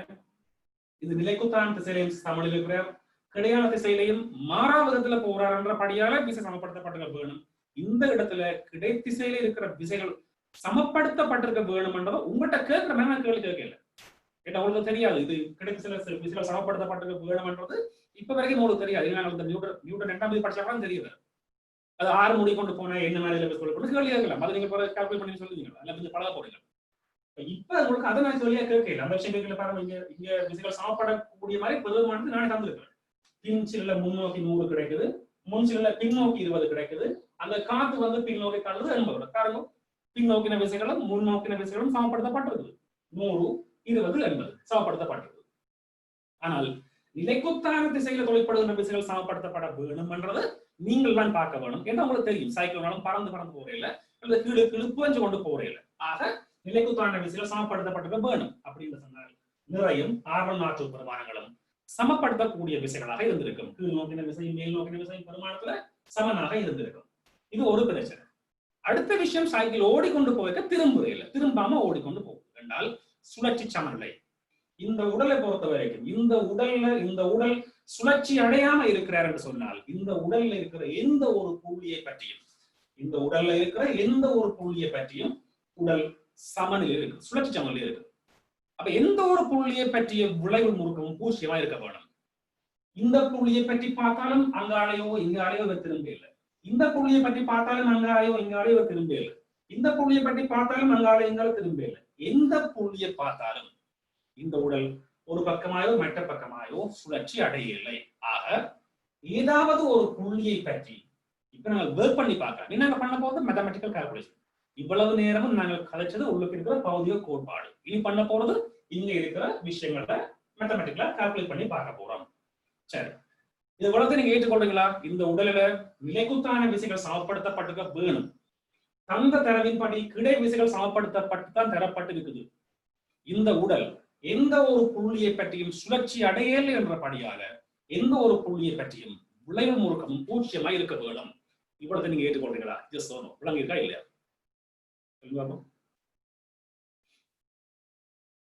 மெசேஜ் பண்ணுங்க போதுமா?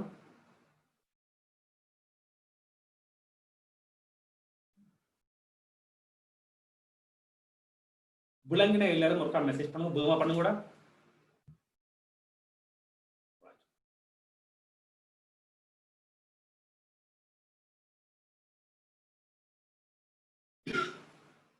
Okay fine. சோ இப்ப நாங்கள் ஏதாவது ஒரு புள்ளியை பற்றி சுழற்சி சமநிலை ஆராய போறோம். நான் இந்த புள்ளியை தெரிவு செய்கிறேன், நீங்கள் எந்த புள்ளியும் தெரிவு செய்யலாம். ஆனா ஒரு விஷயம் கவனிச்சு கொள்ளுங்க.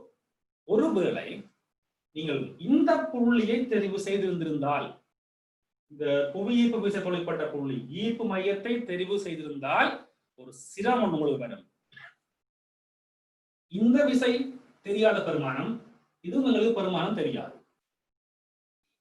நீங்கள் திருப்பத்துக்கான சமநிலையை ஆராயும் போது 2 விசைகள் பெருமானம் தெரியாத விசைகள் அங்க வந்துட்டால் அதை காண்பதற்காக இன்னொரு சமன்பாட்டையும் வேர் பண்ண வேண்டி இருக்கும். இந்த புள்ளி பற்றி திருப்பத்தை ஆராயும் போது இந்த புவியீர்ப்பு விசையாக ஏற்படுத்தப்படுவ திருப்பம் பூஜ்ஜியம். அது அந்த புள்ளியிலேயே தொழிற்படுற விசை. அந்த விசைக்கு அந்த புள்ளியிலிருந்து செங்குத்து தூரம் இல்லை, செங்குத்து தூரம் பூஜ்ஜியம். இந்த விசையால அந்த சைக்கிள் அங்காலயங்களை திருப்பப்படாது. இந்த புள்ளி பற்றி ஆராயம் போனீங்கள் என்று சொன்னால் இந்த விசை திருப்பத்தை ஏற்படுத்தாது, மற்ற விசைகள் திருப்பத்தை ஏற்படுத்தும்.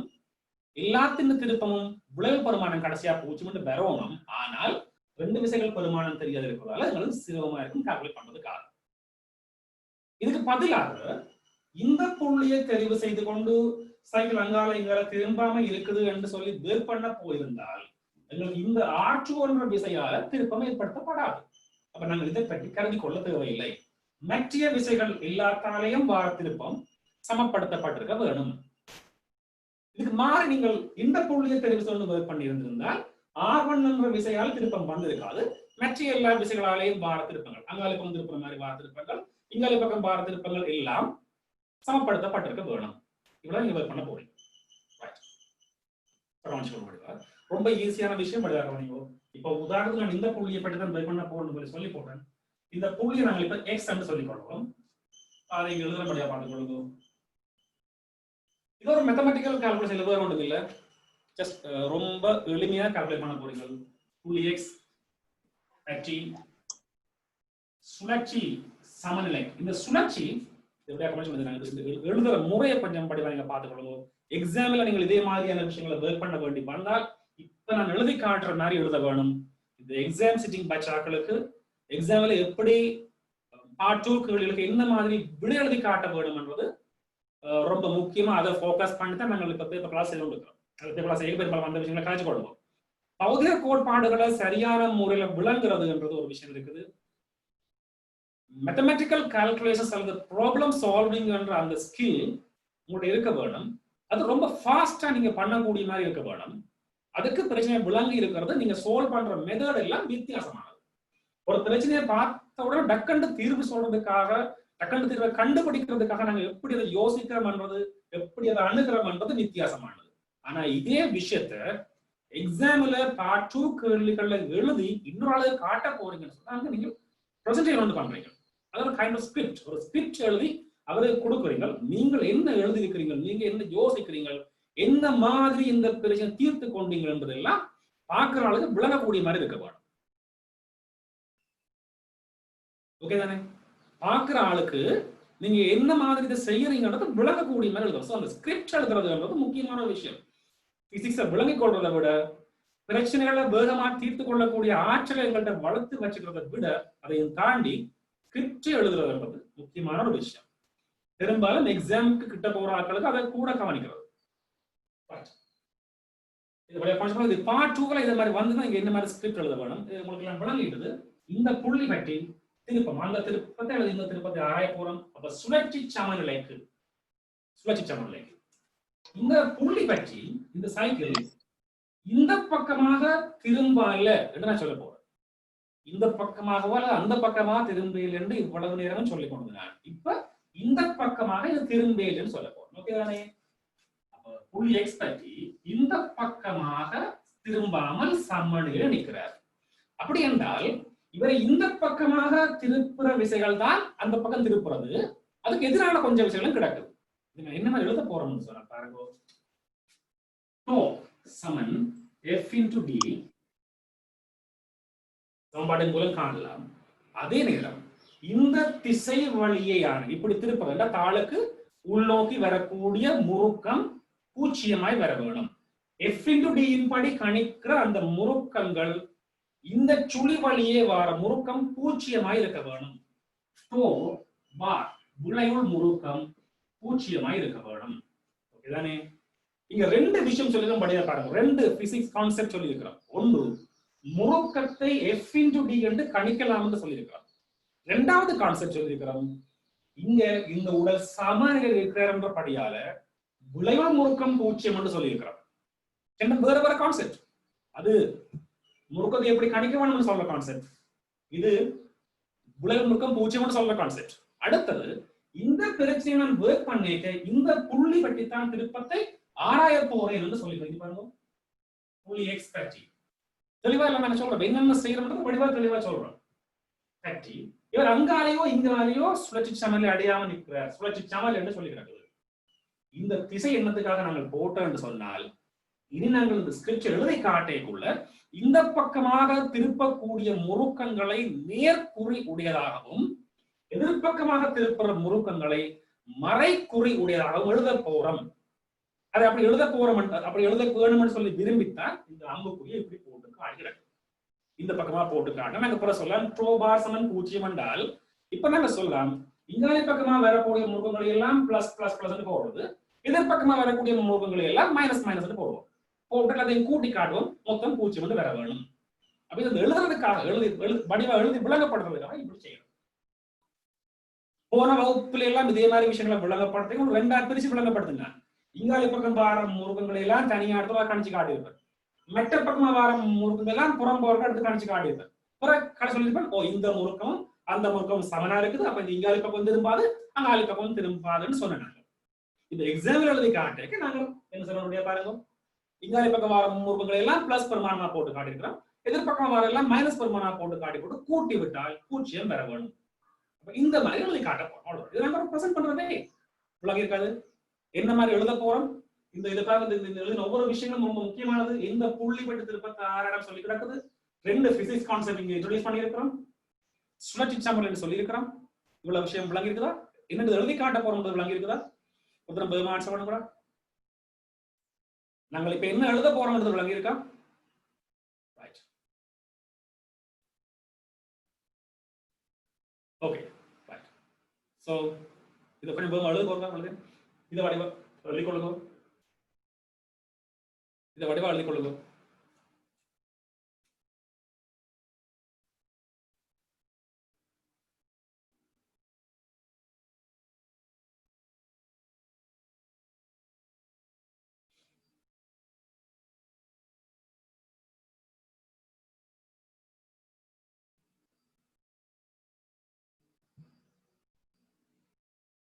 வேகமா இந்த விஷயம் எழுதி கொள்ளுங்க. நான் அடுத்த ஸ்டெப் எழுதி காட்ட போறோம்.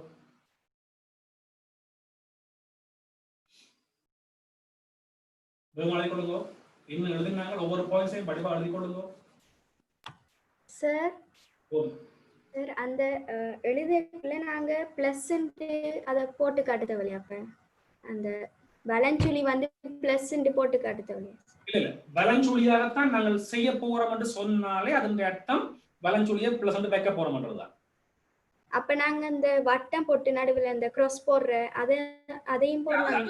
வலஞ்சுழி என்பதற்கு பதிலாகத்தான் இப்படி இருக்கிறத உள்நோக்கினது அதை பிளஸ் கருத போறோம். அப்ப நீங்க என்ன சொல்ல போறோம்னு சொன்னால் இப்படித்தான் சமன்பாடை பாவிக்க போறோம் என்று சொல்லாம இப்படி போட்டு காட்டலாம். இதுதான் சரியான திசை. இதை இப்படிதான் காட்டும். இப்படி காட்டுறது போல இப்படி போடலாம். உள்நோக்கினது தானே? சாரி, உள்நோக்கின கிராஸ் கிராஸ். சாரி. ஓகே தானே? Okay sir. நீங்க இப்படி போட்டு காட்டுறது போல இப்படி போட்டு காட்டிக்கலாம். அவ்வளவு அதுல ஒரு பிரச்சனை இல்லை. சமன்பாடு நீங்க மெட்ட பக்கத்தை பிளஸ் கருதா போறீங்கன்றால் அந்த இடத்துல மெட்ட மாதிரி ஒரு அம்புக்குறியை போட்டு விட்டுருப்பீங்க அல்லது ஒரு டாட் போட்டுருப்பீங்க. இந்த மாதிரி ஒரு அம்புக்குறியை போட்டுருக்கு இல்லைன்னா டாட் போட்டு விட்டுருப்பீங்க. இது பார்க்கறது விளங்கும். இவர் மெட்ட பக்கமானதான் பிளஸ் என்று எழுதி காட்டுறார் என்று விளங்கி இருக்கு பார்க்கறது. Okay sir, thank you sir. அது 4 பாரா சார்? 4 பார் சமன் சைவர்னு சொல்லிருக்கீங்க. 4 பார். எஸ் பார் பார். பார் ரிசல்ட் மீன் பண்ணிடுறேன். விளைவுல மீன் பண்ணிடுறேன். 4 பார். என்னது சார்? ரிசல்டன்ட் விளைவுல மீன் பண்ணி கிடக்குது. பார் என்பது. ஓகே.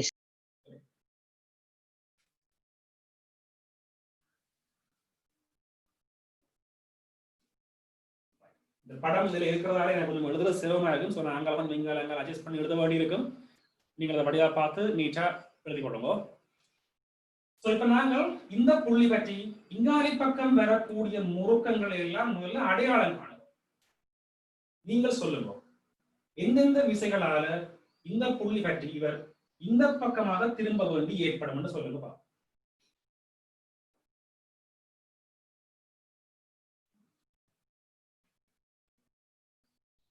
யாரா சொல்லுங்க. இந்த புள்ளி பற்றி இந்த பக்கமாக திருப்பத்தை ஏற்படுத்துகிற விசைகள் இங்கே என்னென்ன இருக்குதுன்னு சொல்லுங்க.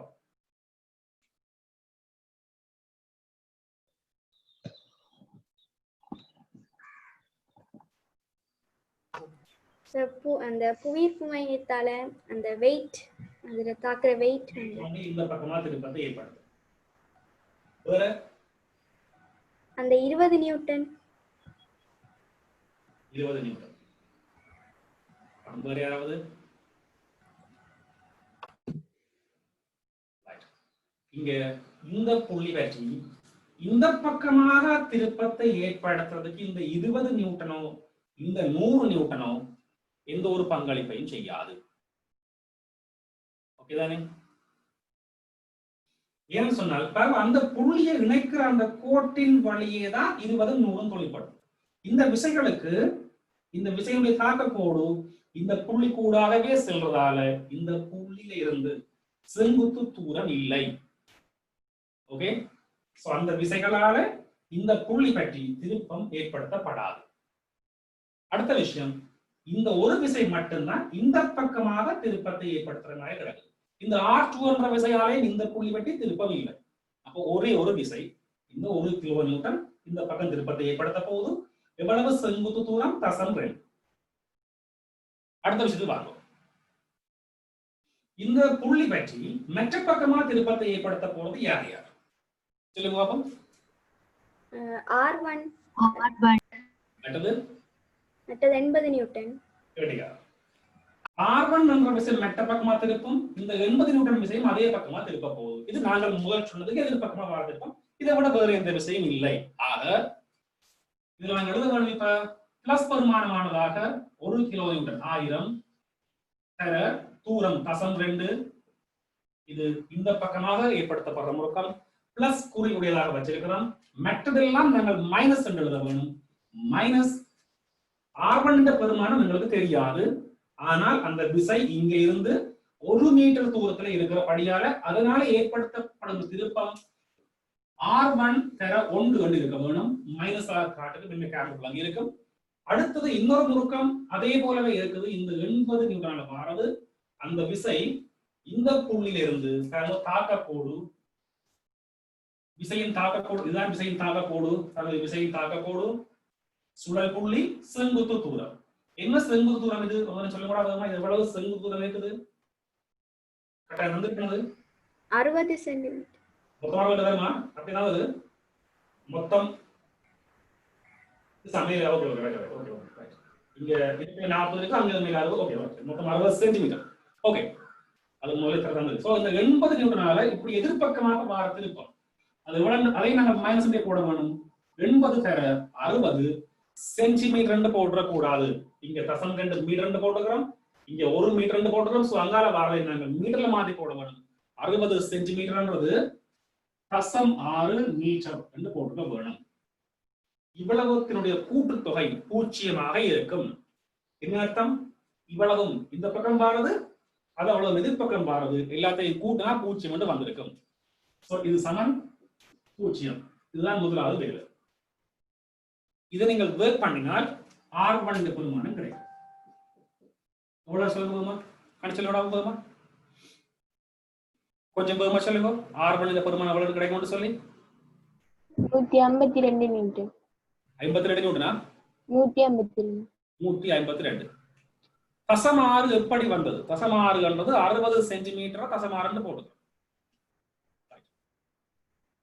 வேற யாராவது சொல்லுங்க 152 பெருமானம் சொல்லி கணிச்சல் போடாமா? 152 தான்.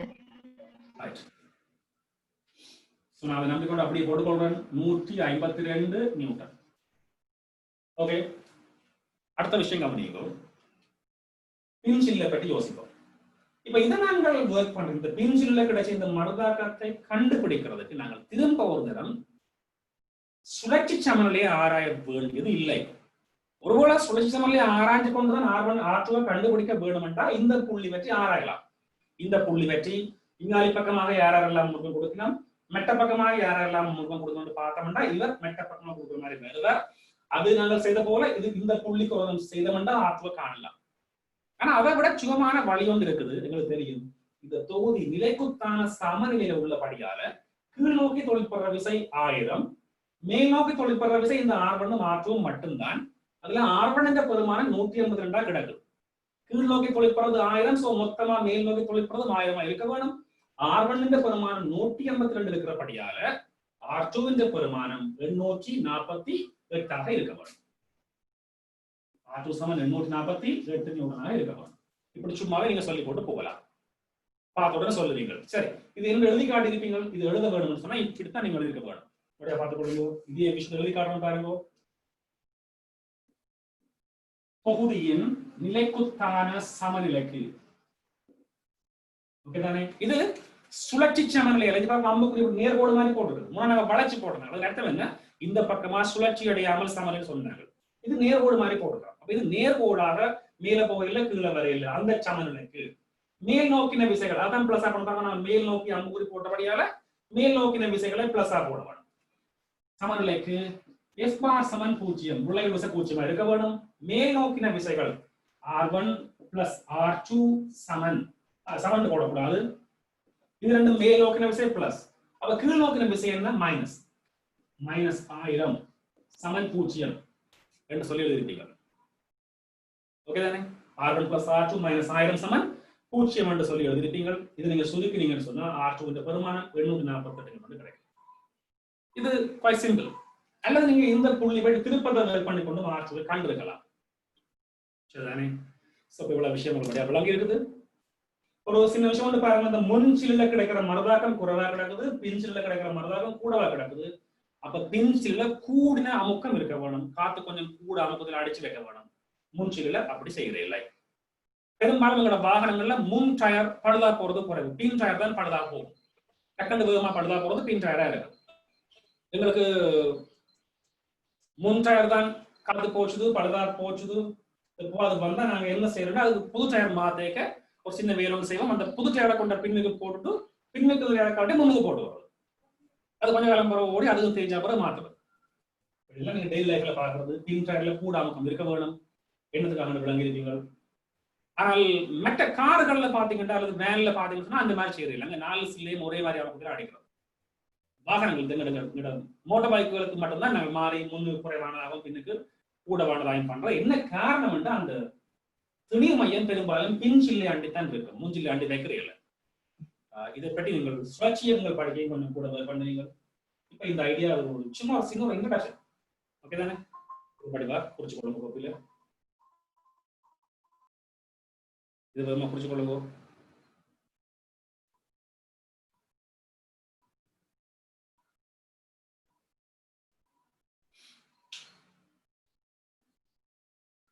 படிவா கோப்பில குறிச்சு கொள்ளுங்க. என்ன செய்து நாங்கள் விளங்கி கொண்டு போனதுதான் மிக முக்கியமான விஷயம்.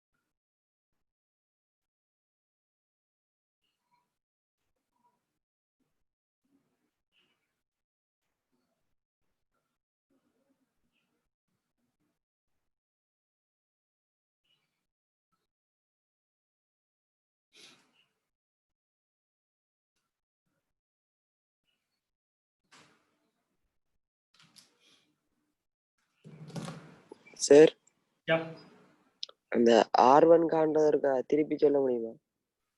R1 காண்றது. இந்த புள்ளி பற்றி தொகுதி இங்காலேயோ அங்காலேயோ திரும்பாமல் சமநிலையில் இருந்தாருன்னு சொன்னாங்க. அது விளங்கி இருந்ததா? இங்காலே பக்கமாக திருப்பத்தை ஏற்படுத்துவது இந்த ஒரு விசை மட்டும்தான் அதை ஏற்றுக்கொள்வீங்களா? அப்ப அதெல்லாம் ஏற்படுத்தப்போ திருப்பம் பாருங்க, விசை செங்குத்துவம் இருக்கும். ஓகே தானே?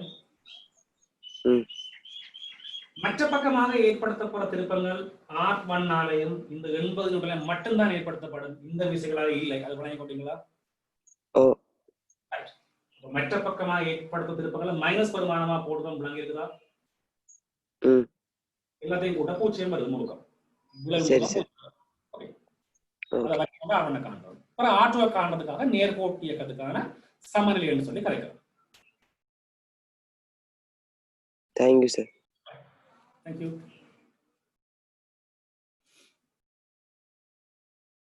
வேகமா எழுதி கொள்ளுங்க. இதன் விளங்காட்டி கேளுங்க. இதுல வேற யாராவது ஏதாவது விளங்காட்டி கேளுங்க.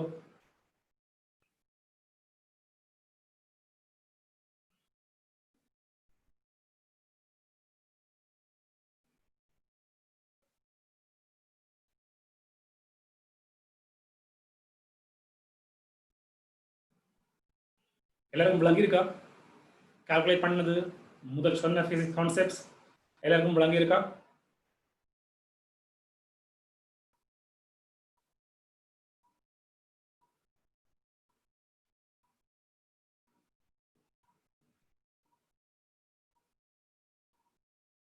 Right.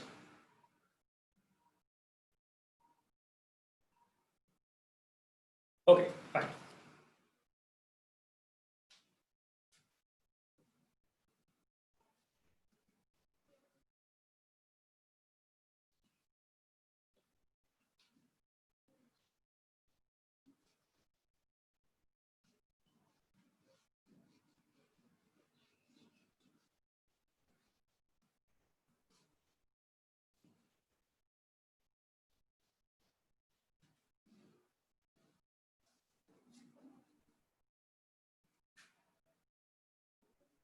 இன்னும் ஒரு சின்ன ஒரு கேள்விக்காரன் அதை நீங்கள் செய்ய வேணும். ரொம்ப இலகுவான கேள்வி ஒன்றது.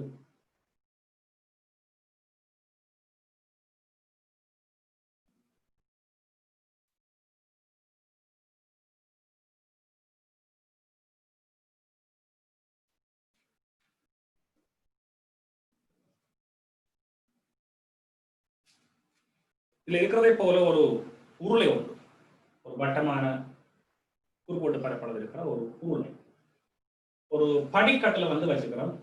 படிக்கட்டுல கீழ் படியில கிடக்குது. நாங்க இந்த உருளையை இப்படி மேலால பிடிச்சு இழுத்து இங்களை திருப்பி மேல் படியை கொண்டு வரணும். இந்த இடத்துல பிடிச்சு இப்படி இழுத்து இவரை மேல கொண்டு வரணும்ன்றது எங்களோட பிரச்சனை. இந்த உருளை வந்து 20 கிலோகிராம் துணிவானது. இதுல பிடிச்சு இழுத்து இழுத்து உருட்டி உருட்டி மேல கொண்டு வந்து விடணும். இவரை ஊட்டி கொண்டு வந்து மேலே இப்படி கொண்டு வரணும்.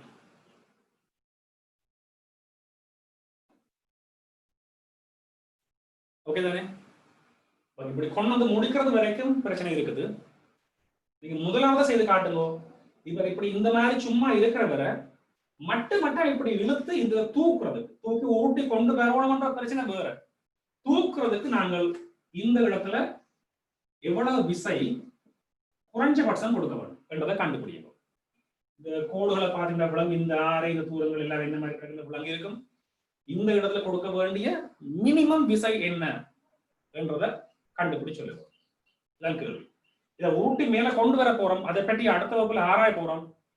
தொடர்ச்சியா உருட்டி கொண்டு வரும் வரைக்கும் என்னென்னலாம் செய்ய போறோம்ன்றதை டிஸ்கஸ் பண்ண போறோம். இப்படிங்க பண்ண வேண்டிய வேலை. இதை இப்படி இழுத்து தூக்குறதுக்கு ஆரம்பிக்க இந்த இடத்துல மினிமம் என்ன விசை கொடுக்க வேணும் என்பதை மட்டும் கண்டுபிடிச்சு கொடுப்போம். இது உங்களோட ஹோம்ஒர்க். இதை செய்து கொண்டு அடுத்த கிளாஸுக்கு வாங்குவோம். இன்றைக்கு கொஞ்சம் வேலை கிளாஸை முடிச்சுக்கோம். ஓகே தானே? செய்து வாங்க. இதை நீங்கள் கம்யூனிட்டியில் வந்து டிஸ்கஸ் பண்ணிக்கொள்ளுங்க. ரைட். இனி நீங்கள் இந்த திருப்பு தத்துவங்கள் சம்பந்தமா மேலும் வித்தியாசமான கொஞ்சம் ஆழமான கருத்துக்களை தேடி போகலாம். உங்களோட பாடலில் நீங்க டிராவல் பண்ணிலும் நிறைய ப்ராப்ளம்ஸ் தேடிக்கொள்ளுங்க. அதுல கொண்டு வந்து அங்க டிஸ்கஸ் பண்ணிக்கொள்ளுங்க.